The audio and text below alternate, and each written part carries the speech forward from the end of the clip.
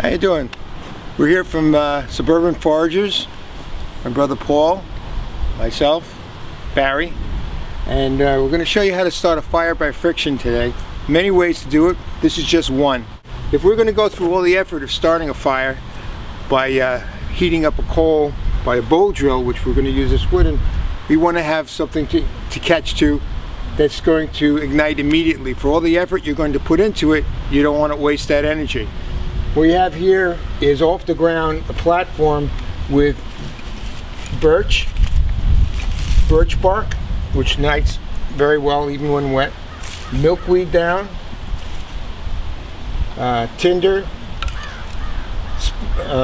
kindling wood, and a nice supply of heavy wood afterwards. Just by putting any kind of a fire right in the middle here, we'll start the milkweed for 2-3 seconds, to the birch bark for 2-3 minutes, to the kindling to about 10-15 minutes. The rest of the kindling will go up really nice because you have a heavy flame. You can't light a match to a log. It's not going to work.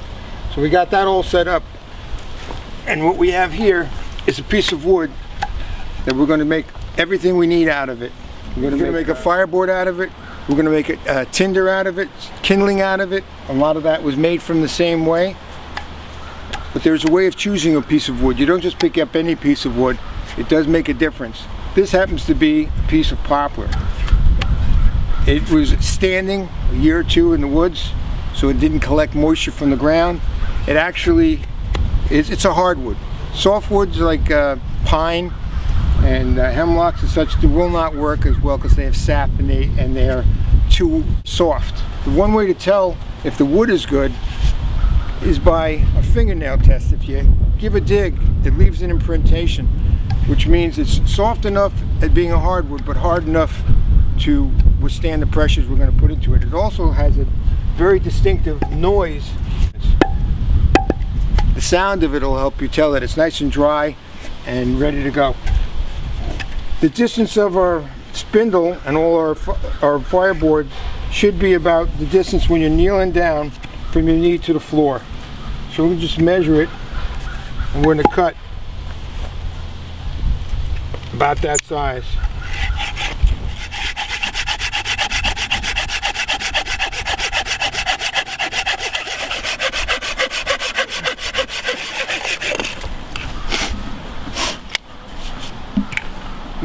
Nice piece of wood.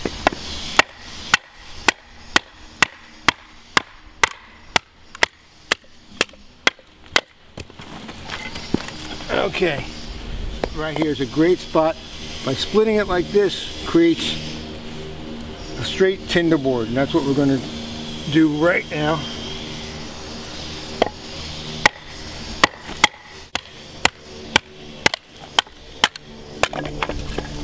Split it down to get myself a nice plank, which is going to be the tinder board, which I'm just going to block out a little bit to get it workable size. And if you notice, this is perfect. All these pieces that are left over don't go to waste.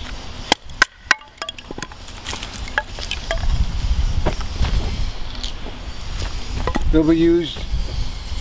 That's where we got them from to begin with. So there's no waste in it. Even the when we go to flatten out a tinder board to get it nice and smooth, there'll be a lot of small pieces. Nice and dry pieces right onto the fire. Now we have our board. We'll place it on the side. We need to make a spindle. The part that spins to create the friction in the board. So we're going to look for a nice straight piece and round. So if I cut these off right here and here, go ahead.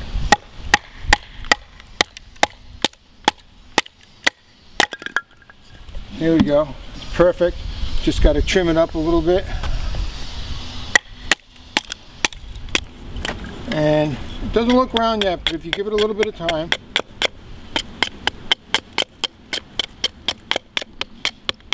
the fireboard and the spindle should be of the same wood. Otherwise one will burn through the other faster. If you had a soft wood, it would just cut a hole in it. It wouldn't create the friction you need.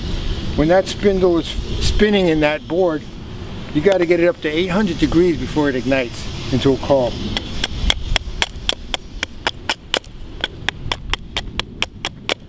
Okay, now that we have a close enough cylinder that we want, we have to make a point on both ends to start our fireboard to get a hole where the coal is going to collect. So we're going to carve a nice tip on it.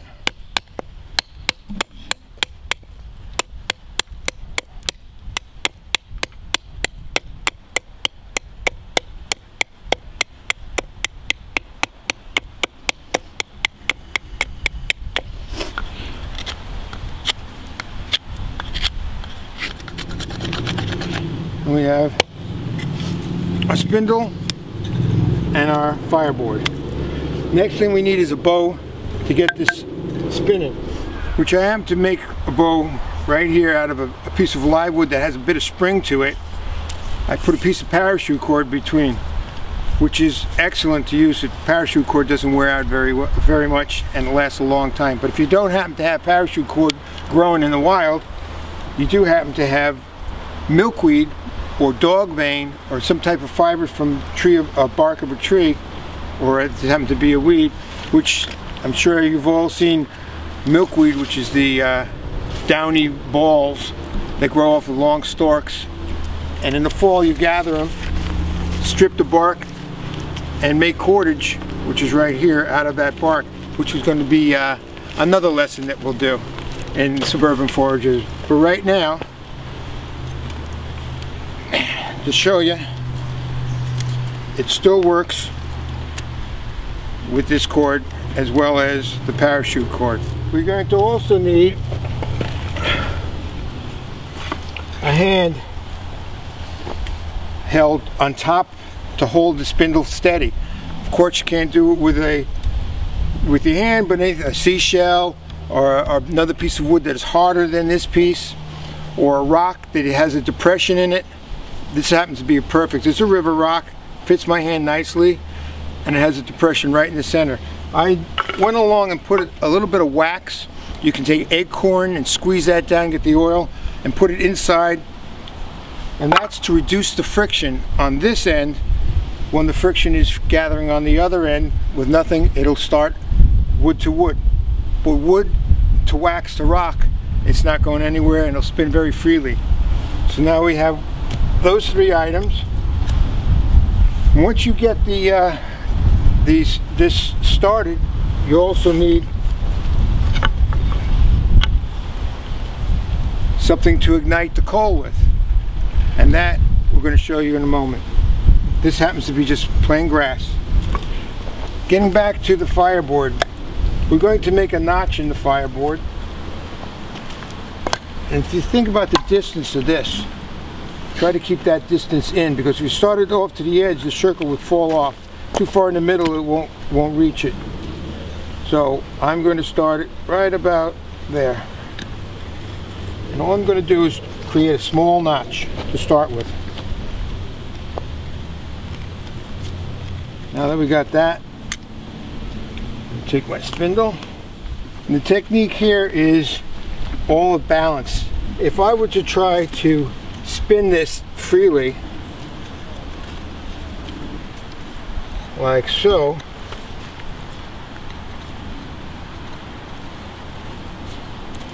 my hand would go all over the place and I wouldn't be able to keep it steady.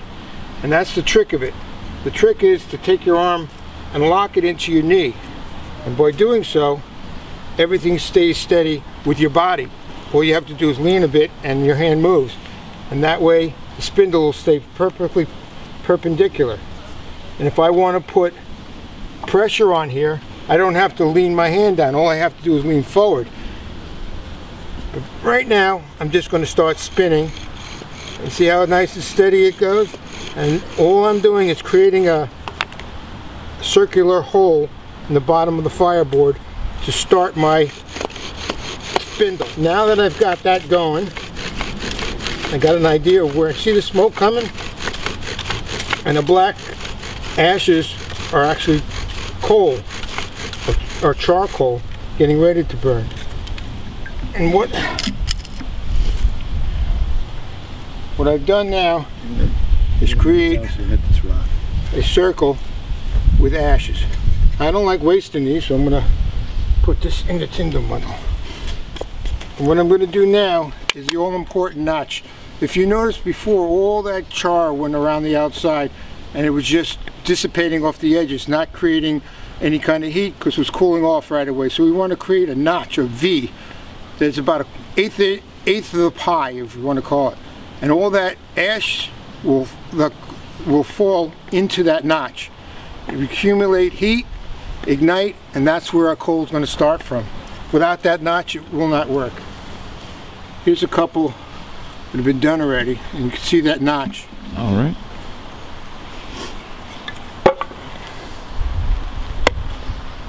Hold on, man, hold on. You want to hit it? Yeah. Okay.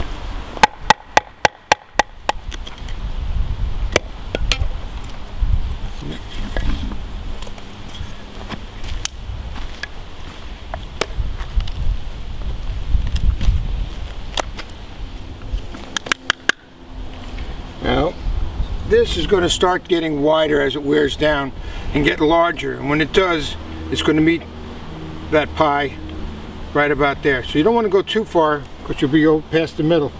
But I am going to blunt it out a little bit.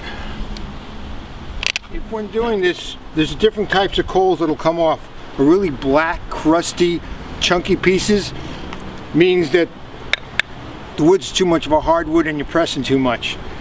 Lighter brown, better. There's so many different ways, and what you're looking for is the ash to be a medium brown and powdery. That means all the things above, the wood is correct, the pressure is correct, and the timing is perfect for the speed of the drill. Once these ashes fall, they're going to fall on the ground. You're going to have to collect them. So you need a little board. I happen to have a piece of birch bark, and all you do is place that right underneath, so when it falls, I'll be able to catch it and then work with it.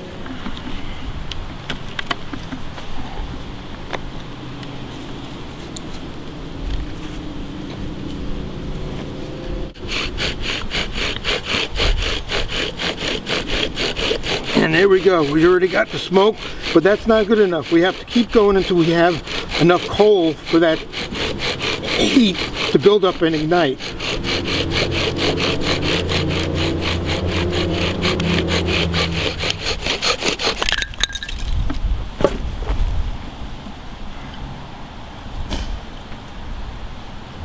And that one's enough now. If you can look at it real close, you see how it's smoking? And that fire is getting larger just from the natural breeze of the wind. And we take that, and before, this will burn for a while, I gathered grass and I crushed it up into like a powder, made a bird's nest. This will ignite real easy. When we put this into the tinder bundle and let it heat up a bit, and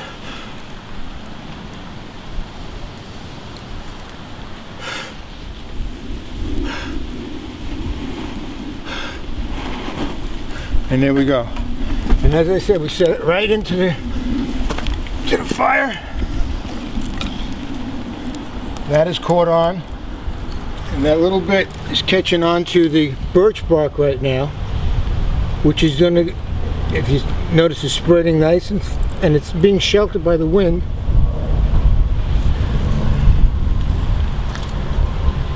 And they'll slowly creep up like a candle. It's called the teepee fire. It's amazing that that little spark of an amber could do this. It's just, where's the marshmallows? all this to light a cigar.